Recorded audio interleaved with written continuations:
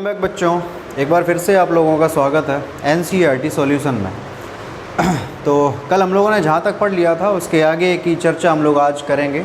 और उससे पहले आपको थोड़ा बता दें कि कल आप लोगों को लगा होगा कि वीडियो कल नहीं आई, लेकिन हुआ कुछ इस तरीके से कि वीडियो थी थोड़ी क्वालिटी अच्छी करने के चक्कर में वीडियो की जो साइज़ थी काफ़ी बड़ी हो गई है ना।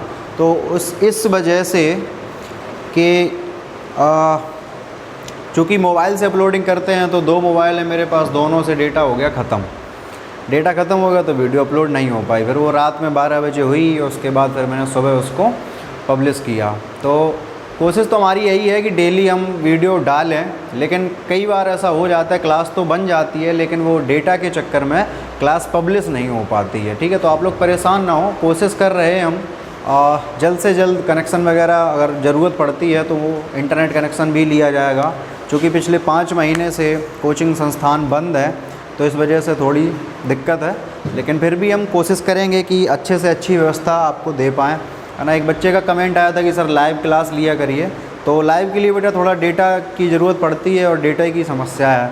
तो जिस दिन कनेक्शन जब हो जाएगा कुछ समय बाद तो फिर लाइव क्लास भी होगी और भी बहुत सारी चीज़ें होंगी जो आपने अभी नहीं सोची है, हमने सोच के रखी हैं आप लोगों के लिए।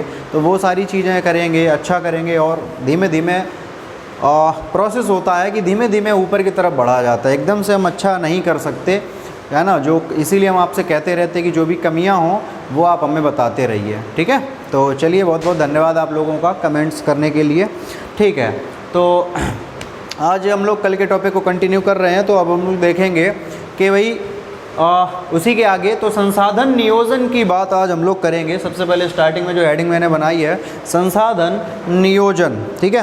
तो संसाधन तो आप समझते ही हैं। अगर नियोजन शब्द की बात करी जाए तो नियोजन शब्द का मतलब होता है कि सही ढंग से या सही तरीके से चीज़ों का उपयोग करना या नियोजित तरीके से, ठीक है।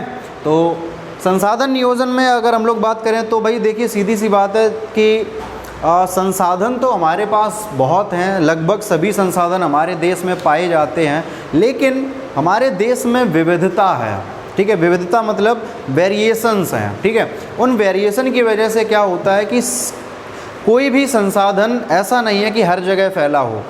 किसी पर्टिकुलर क्षेत्र में कोई संसाधन मिलता है, कहीं कोई मिलता है, कहीं किसी की ज़्यादा मात्रा है, कहीं किसी की कम मात्रा है। जैसे आप चेन्नई वगैरह में देखोगे तो आपको, या हैदराबाद साइड में देखोगे तो आपको देखेगा कि वहाँ पानी की बहुत कमी है, और भी बहुत सारे ऐसे शहर हैं जहाँ पानी की बहुत कमी है और आपके शहर में पानी की कोई समस्या नहीं है, ठीक। तो ऐसे ही पूरे भारत देश में चीज़ों का अलग अलग सिस्टम है। जैसे आप हिल स्टेशन में जाओगे तो वहाँ आपको बर्फ़ मिलेगी, आपके यहाँ आसपास कहीं बर्फ़ नहीं है, वो बस फ्रिज में मिलेगी, ठीक है। तो इसलिए क्या है कि हमें संसाधनों का नियोजित रूप से इस्तेमाल करना चाहिए। तो ये जो संकल्पना थी, ठीक है, तो नियोजन एक सर्वमान्य रणनीति है, ठीक है। तो नियोजित करना, किस तरीके से नियोजित किया जाएगा, कौन सा देश किस तरीके से करेगा, क्या प्रोसेस होंगे उसके, क्या क्या चीज़ें उसमें होनी चाहिए नियोजन करने की प्रक्रिया में, तो ये एक रणनीति बनाई गई, रणनीति एक तैयार की गई, ठीक है, जिसको सभी देशों ने, सभी लोगों ने माना, ठीक। तो संसाधन को नियोजित, नियमित, सही तरीके से इस्तेमाल करना अति आवश्यक है, ये बहुत ही ज़रूरी है। जैसे हम लोग अगर बात करें तो देखिए, अगर जैसे बताया भी था मैंने कि राजस्थान में, ठीक है, राजस्थान में गर्मी बहुत ज़्यादा पड़ती है, हवाएं तेज़ चलती हैं, तो हम लोग वहाँ पर 2 चीज़ों का उपयोग कर सकते हैं कि एक तो गर्मी ज़्यादा है तो वहाँ पर सोलर पैनल लगा के सौर ऊर्जा बना सकते हैं, और दूसरा है कि हवाएं तेज़ चलती हैं तो वहाँ से हम पवन चक्की के द्वारा उन चीज़ों का इस्तेमाल कर सकते हैं। तो ये चीज़ देखिए, ये संसाधन हमें वहाँ मिल रहे हैं और बहुत सारे ऐसे प्रदेश हैं, ऐसे क्षेत्र हैं जहाँ पर ये सारी चीज़ें नहीं हैं, ठीक। तो ये जो विविधता है हमारे देश में, ये और भी देशों में है, लगभग हर जगह है। तो पूरी पृथ्वी एक जैसी तो है नहीं, इसलिए विविधता होना ज़रूरी है। कहीं खनिज मिलते हैं, कहीं सोना मिलेगा, कहीं पेट्रोल मिलेगा, कहीं पेट्रोलियम मिलेगा, कहीं कुछ मिलेगा, तो हर जगह अलग अलग चीज़ें हैं। इसलिए इनका एक नियोजित तरीके से, सही तरीके से इस्तेमाल करना बहुत ज़रूरी है, ठीक है। चलिए, अगर यहाँ तक बात समझ में आ गई तो आगे चलते हैं कि भारत में संसाधन नियोजन के क्या क्या तरीके हैं, क्या प्रोसीजर है कि भारत में संसाधनों को किस तरीके से नियोजित किया जाता है या उनका नियोजन किस तरीके से हो। तो देखेंगे सबसे पहले पॉइंट नंबर 1 जो है हमारे देश में क्या होता है, देखेंगे कि देश के विभिन्न प्रदेशों में संसाधनों की पहचान करके उनकी तालिका बनाना। तालिका का मतलब हुआ सूची बनाना, ठीक है, टेबल बनाना, ठीक। यानी कि क्या है कि हमें अपने देश में एक सर्वे करना है, वो जो कि सारी चीज़ें हो चुकी हैं, ये प्रोसेस है, ठीक है। तो देश में हमें सर्वे करके ये चीज़ें पता लगानी है कि कहाँ पर कौन सी चीज़ या कौन सा संसाधन ज़्यादा है, कौन सा कम है, कौन सा संसाधन किस जगह पर मिल पा रहा है। तो उसकी एक हमें सूची बनानी है, बनानी होती है। इस कार्य में क्षेत्रीय सर्वेक्षण, अब भाई सीधी सी बात है, जैसे अब मान लो उत्तर प्रदेश में है तो उत्तर प्रदेश एक क्षेत्र विशेष है, उसमें भी कोई छोटा सा एरिया होगा जहाँ पर कोई मान लो, जैसे अगर मान लो सोने की खदान मिल जाए यूपी में, तो पहले तो बोला जाएगा कि इंडिया में मिली, फिर बोलेंगे यूपी में मिली, यूपी के बाद इटावा में मिली, इटावा में कौन से एरिया में मिली, जसवंत नगर में मिली, ठीक है। तो ये प्रोसेस होता है। तो क्षेत्रीय, ये क्षेत्र विशेष की बात होती है, किस क्षेत्र में है कोई संसाधन, उसका सर्वेक्षण होगा क्षेत्रीय आधार पे, फिर उसका मानचित्र तैयार किया जाएगा। मानचित्र मतलब मैप या नक्शा, ठीक है। फिर संसाधनों का गुणात्मक एवं मात्रात्मक अनुमान लगाना व उनका मापन करना, यानी कि जो संसाधन प्राप्त हुए हैं या जो संसाधन हैं उनका हम अनुमान लगाएंगे कि ये कितने हैं, कितनी उपलब्धता इनकी है, ठीक है। भाई ऐसा थोड़ी है कि अब 100 ग्राम पेट्रोलियम के लिए अब चले जा रहे हैं खुदाई करते हुए, उसमें मान लो 100 ग्राम पेट्रोलियम मिला, पेट्रोल निकला 10 ग्राम, ठीक है, उसके लिए हमने 1-2 करोड़ रुपए उसमें खर्चा कर दिया, तो ऐसा तो नहीं करेंगे ना, ठीक है। तो वो खर्चा भी तभी किया जाता है जब हमें उससे प्रॉफिट होना। तो इसलिए ज़रूरी है कि उनका अनुमान लगाएं और उनकी मापन यानी कि उनका माप तौल कर लें कि कितने संसाधन हमें उपलब्ध होंगे किसी भी क्षेत्र विशेष में। क्लियर है बात। चलिए पॉइंट नंबर 2 की अगर हम लोग बात करें तो संसाधन विकास योजनाएं लागू करने के लिए उपयुक्त प्रौद्योगिकी, कौशल और संस्थागत नियोजन ढांचा तैयार करना, ठीक है। यानी कि संसाधन के विकास के लिए कोई भी योजनाएं हमें बनानी होंगी तो उसके लिए उपयुक्त प्रौद्योगिकी यानी कि टेक्नोलॉजी होनी चाहिए, ठीक है। कौशल और संस्थागत नियोजन ढांचा, यानी कि अब भाई संसाधन मिले तो वहाँ एक संस्था भी तो, ऑर्गेनाइजेशन भी तो काम करेगी। मान लो पेट्रोलियम मिला तो ऐसा थोड़ी है कि आदमी गया बाल्टी भरी निकाल लाया, प्रोसेस होता है। सरकार उसको अपने हाथ में लेगी, एक संस्था वहाँ पर बनाएगी, कुछ लोगों की टीम वहाँ भेजेगी, इंजीनियर्स जाएंगे, लेबर जाएगी, उनके हेड जाएंगे, एक ऑफिस क्रिएट किया जाएगा, पूरा चारों तरफ से उसको कवर किया जाएगा, वो प्रोसेस होता है ना। तो जो विकास योजनाएं हमारी हैं उन विकास योजनाओं में हमें संसाधनों का किस तरीके से हम उपयोग करेंगे, ठीक है, वो सारी चीज़ें हमें वहीं से पता चलती हैं। ऐसा नहीं कि आपको मान लो आपके घर में पेट्रोल या आपने खुदाई की नहीं हुई, भरवाई मकान की, वहाँ से पेट्रोलियम निकलने लगा, तो आप ऐसा नहीं कर सकते 2 बाल्टी बराबर और उसकी सप्लाई चालू कर दी, तो आप उसकी सप्लाई नहीं कर सकते। क्यों? आप उसको स्टॉक भी नहीं, इसलिए आपने देखा होगा सरकार स्टॉक करने पे सजा होती है, आपको किसी भी चीज़ का स्टॉक आप नहीं कर सकते, क्योंकि ये सारी चीज़ें नियोजित तरीके से होती हैं। भाई सभी के पास तक संसाधन पहुंच पाए ये बहुत ज़रूरी है, क्योंकि हर व्यक्ति को संसाधनों की आवश्यकता है। जैसे गेहूं है, अगर गेहूं मान लो कोई आदमी जो बहुत रईस है उस डंप करके बैठ जाए पूरा गेहूं और देश में उसकी सप्लाई ना दे, ठीक है, तो सीधी सी बात है कि देश में त्राही मच जाएगी और लोग परेशान होंगे, भूख से मरने लगेंगे, ठीक है ना। और फिर ऐसे समय पर जब उसकी डिमांड बहुत ज़्यादा हाई हो जाएगी तब वो व्यक्ति उसकी क्या करता है, सप्लाई कर दे और उसके पैसे जो चाहेगा वो लेगा, ठीक है। तो इसलिए एक प्रोसेस होता है कि हर चीज़ को कितनी मात्रा में हमें ज़मीन से बाहर निकालना है, उसका क्या फर्मेंटेशन करना है, क्या सारी प्रोसेस, क्या प्रक्रिया रहती है, तो उन सभी चीज़ों को एक नियोजित तरीके से, सिस्टमेटिक तरीके से चलाया जाता है, ठीक है। पॉइंट नंबर 3 की बात करें तो संसाधन विकास योजनाओं और राष्ट्रीय विकास योजनाओं में समन्वय स्थापित करना। समन्वय का मतलब होता है संबंध, समझौता टाइप, ठीक है। क्या कि संसाधन विकास योजना, देखिए संसाधनों का विकास करने के लिए जो योजनाएं बनाई जाती हों, ठीक, जैसे वन विभाग है, अभी आपने देखा होगा रिसेंटली में एक टारगेट दिया गया था कि एक दिन में 1.5 करोड़ पौधे लगाने का, ठीक है, उसकी सैटेलाइट से फुटेज वगैरह भी जा रही थी, ठीक। तो वो क्या है कि संसाधनों का विकास किया जा रहा है, वहाँ पर बढ़ाया जा रहा है, वृक्षों की कमी है इसलिए उन्हें बढ़ाया जा रहा है एरिया। एक जो सर्वे है, सर्वे में बताया गया कि इंडिया में 33% पर कम से कम जंगल होना चाहिए, ठीक है। अभी हम लोग उससे थोड़ा सा नीचे हैं और 24% के आसपास हम लोगों के यहाँ जंगल है अभी इंडिया में, ठीक है। वो 33 पे होना चाहिए, जिससे एक बैलेंस जो होता है वो बराबर बना रहेगा। तो थोड़ा सा हम लोग उससे पीछे हैं, इसलिए इन सारी चीज़ों को करने के लिए, बैलेंस बनाने के लिए वो हमें पेड़ वगैरह लगाते हैं। अच्छा, ये टास्क देते हैं, अब मान लो 1.5 करोड़ पौधे लगाए, अगर उसमें से 50 लाख भी टिक गए, पौधे चल गए, तो भी हमारा बहुत बड़ा फ़ायदा हो जाएगा, ठीक है। तो जो विकास योजनाएं होती हैं और जो राष्ट्रीय विकास योजनाएं होती हैं, यानी राष्ट्र को विकास की तरफ ले जाने वाली जो योजनाएं होती हैं, उन दोनों में एक समन्वय होना चाहिए, एक बैलेंस की सिचुएशन होनी चाहिए। समन्वय से आप बैलेंस समझ सकते हो, ठीक है।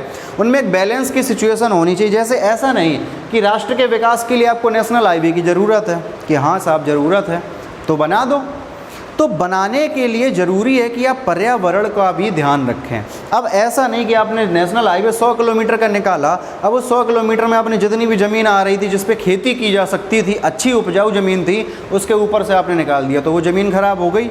रास्ते में पेड़ आ रहे थे, आपने कहा काटो सबको, इससे भी पैसा आएगा।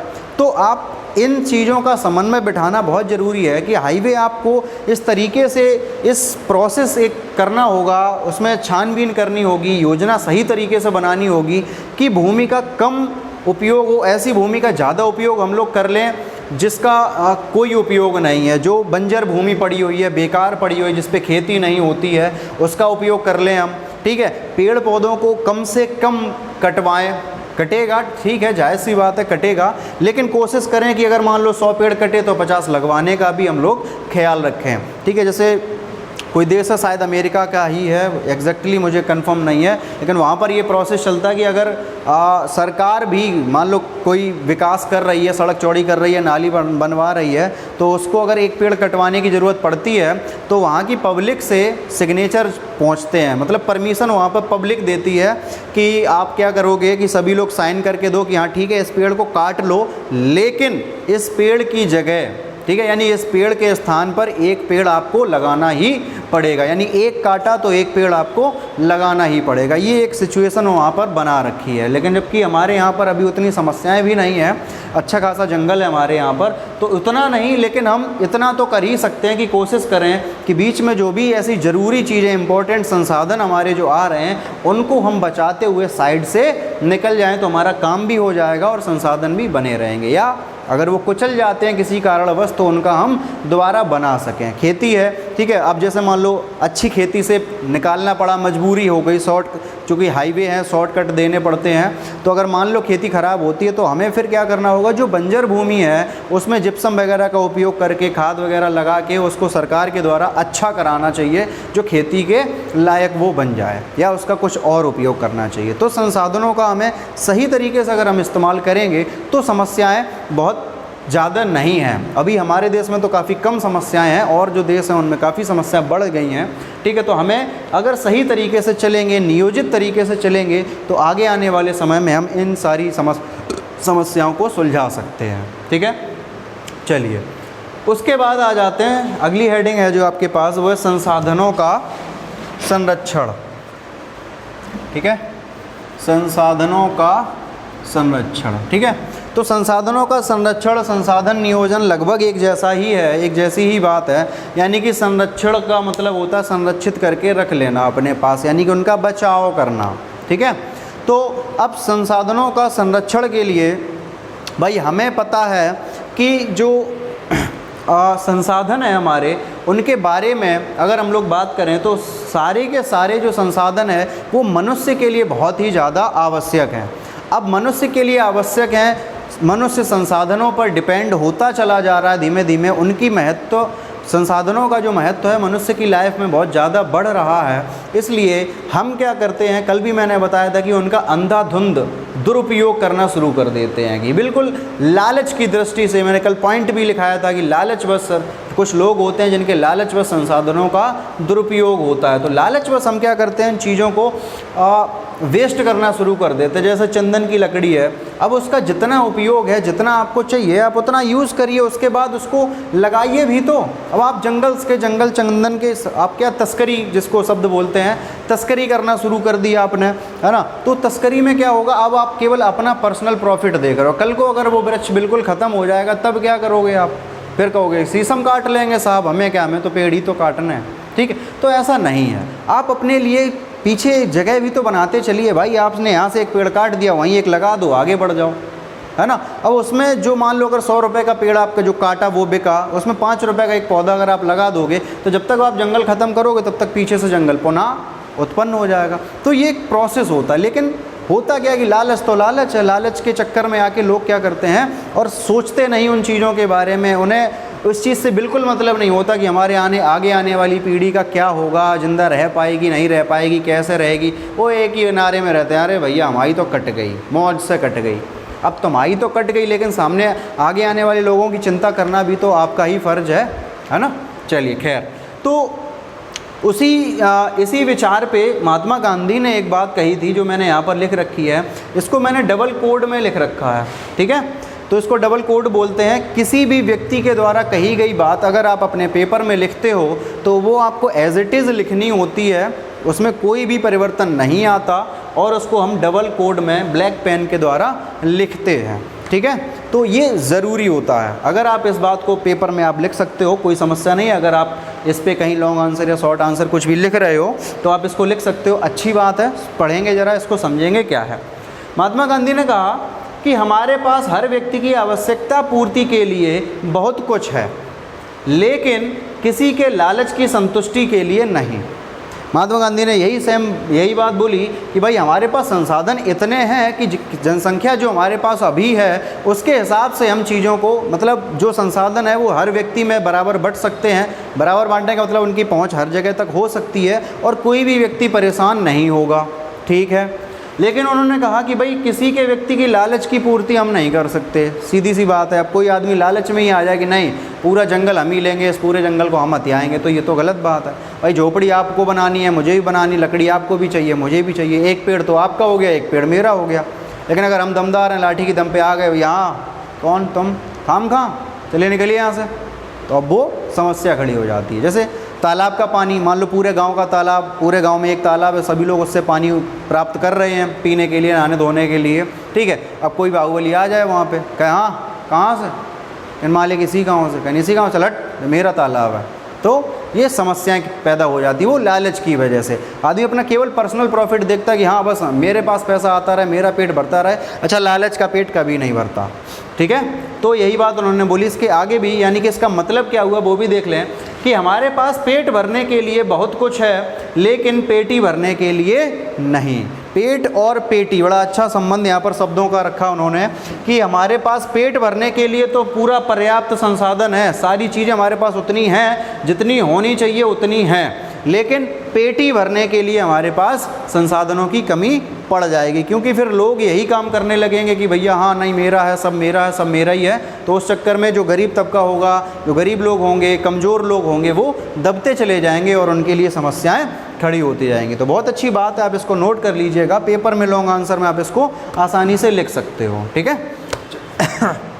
चलिए, तो इसी के आगे संसाधन संरक्षण के बारे में कुछ यहाँ पर जानकारी है इम्पोर्टेंट, उसको भी ज़रा देख लेंगे। 1968 में क्लब ऑफ रोम ने इस संसाधनों के संरक्षण की बात को अच्छे तरीके से, अच्छे लेवल पे उछाला, इंटरनेशनल लेवल पे इस बात को रखा कि भाई संसाधनों का संरक्षण होना ज़रूरी है, करना चाहिए। वो कब? 1968 में। कौन लोग थे?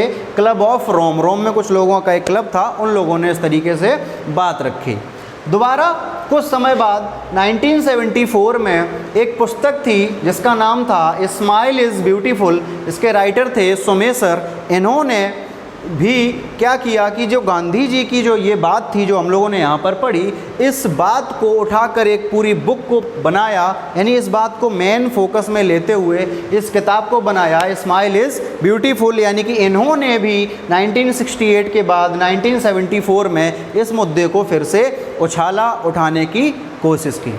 उसके कुछ समय बाद 1987 में ब्रुडलैंड आयोग की रिपोर्ट आई, ठीक है। उस रिपोर्ट में भी इसी मुद्दे को लेकर काफ़ी प्रेशर, काफ़ी तरीके, काफ़ी तरकीबें बनाई गई। उन्होंने भी इस रिपोर्ट में जो इस आयोग के जो लोग थे, उन्होंने जो कल हम लोगों ने पढ़ा था सतत पोषणीय विकास, सतत पोषणीय विकास, इसकी संकल्पना 1986 में वुड्सलैंड आयोग की रिपोर्ट में दी गई। सतत पोषणीय विकास को इंग्लिश में सस्टेनेबल डेवलपमेंट भी कहते हैं। ठीक है, तो इसकी जो सतत पोषणीय विकास कल हम लोगों ने जिस चीज़ को पढ़ा था उसका जिक्र जो हुआ 1987 में इस आयोग के द्वारा किया गया, इसकी संकल्पना इन लोगों ने प्रस्तुत की। बाद में क्या हुआ, ये जो रिपोर्ट इन लोगों ने भेजी, यही रिपोर्ट एक और पुस्तक में पुस्तक में लिखी गई, यानी कि फिर से इसको उछाला गया, जिसमें था कि हमारा साझा भविष्य। ठीक है, यानी कि आवर कॉमन फ्यूचर। ठीक है, हमारा साझा मतलब साझा एक साथ चलने वाला। ठीक है, तो मतलब जैसे हम साथ हैं वो वाला साझा। ठीक है, तो हमारा साझा भविष्य नाम से शीर्षक से एक पुस्तक प्रकाशित हुई, जिसमें भी इस चीज़ का जिक्र किया गया, सतत पोषणीय विकास और संसाधनों के संरक्षण के बारे में। ठीक, चलिए, तो ये जो अभी तक की जानकारी हम लोगों ने पढ़ी वो थी संसाधन के नियोजन और संसाधन के संरक्षण पर। अब हम एक बहुत ही ज़्यादा इम्पोर्टेंट संसाधन की बात करने वाले हैं, वो है भू संसाधन, यानी कि भू मतलब भूमि, धरा। ठीक है, तो भूमि संसाधन के रूप में हम लोग अच्छे से विस्तार से पढ़ेंगे इस चैप्टर में, आगे पढ़ते रहेंगे। ठीक है, उससे पहले थोड़ा सा ये जो डायग्राम बनाया है मैंने, बस 1 सेकंड में इसको देख लेंगे और आगे फिर अगली क्लास में हम लोग इसको पढ़ेंगे। क्या है कि हमारी जो पृथ्वी है, ठीक है, उस पर क्या है, इंडिया की बात हो रही है, हमारी भूमि में क्या है 43% तो मैदानी एरिया है, यानी कि प्लेन एरिया है, मैदान है, जिस पर हम लोग कृषि और उद्योग धंधे करते हैं। ठीक है, उसका उपयोग जो 43% जो एरिया है उसका उपयोग हम कृषि और उद्योग करने में करते हैं। 30% एरिया हमारा पर्वत है, जिसमें पर्वत पाए जाते हैं। पर्वतों का उपयोग मैंने आप लोगों को 9th क्लास में बताया था कि भाई पर्वतों का उपयोग एक बड़े इंपॉर्टेंट काम के लिए होता है, 12मासी नदियों के लिए, यानी कि जो नदियों में जल 12 महीनों तक रहता है, जैसे हमारे यहाँ पर गंगा नदी, ठीक है, ब्रह्मपुत्र नदी, इन नदियों में 12मासी जल रहता है। ये पर्वतों की वजह से होता है। हम लोगों ने 9th क्लास में इस चीज़ को पढ़ा था, और जब 9th के SST में पढ़ाऊँगा, पीछे से आ रहा हूँ, तब मैं इन चीज़ों को फिर से बताऊँगा। ठीक है, और पर्यटन के लिए पर्वतों पर लोग चढ़ने घूमने उस हिसाब से जाते हैं, तो पर्यटन का क्षेत्र भी पर्वत एरिया बनता है। तीसरा है 27% जो एरिया है हमारा वो पठारी एरिया है, प्लेटिव, जिसमें खनिज, जीवाश्म ईंधन और जंगल या वन पाए जाते हैं। तो ये मोटा मोटा बंटवारा था भू संसाधनों का। कल इसका हम और छोटा छोटा विखंडन करेंगे और समझेंगे कि और क्या क्या भूमि पर है चीज़ें हैं, क्या क्या संसाधन हैं, कैसे उनका उपयोग करते हैं, सारी चीज़ें। तब तक के लिए नमस्कार।